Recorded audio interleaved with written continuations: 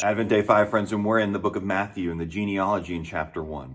We're seeing that Jesus is the son of Abraham, the son of David. He's in the line of Isaac. He's in the line of Jacob. He's the lion from the tribe of Judah. We've seen that God used this woman Tamar in a weird situation to make sure that the line would continue. We've also seen that God used a prostitute named Rahab who worshiped other gods, but she heard stories about who God was, and he revealed himself to her.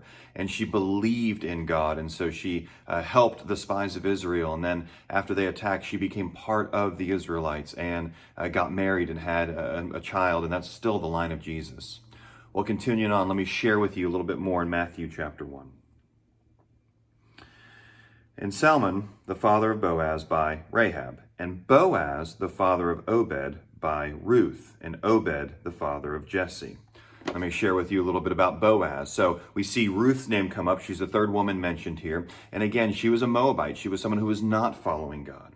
But what had happened was there were some Israelites who moved away, and they moved there was a famine, so they moved to another land, the land of the Moabites, and they married Ruth. Well, the mother in this family, her name was Naomi.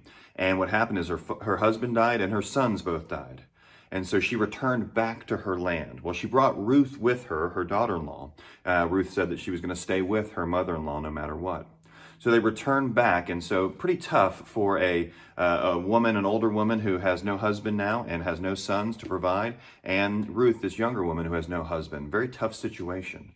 But then there's this godly man, Boaz, who fears the Lord, and he steps in and he takes care of Ruth, and he takes care of Naomi. He's a type of Christ. He's not as good as Christ, but he's a type of Christ. And so we see here that Boaz is a godly man who provides for Ruth and Naomi.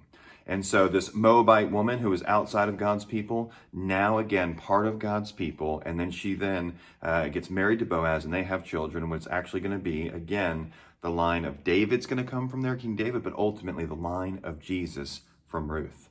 Pretty remarkable. Have a good day.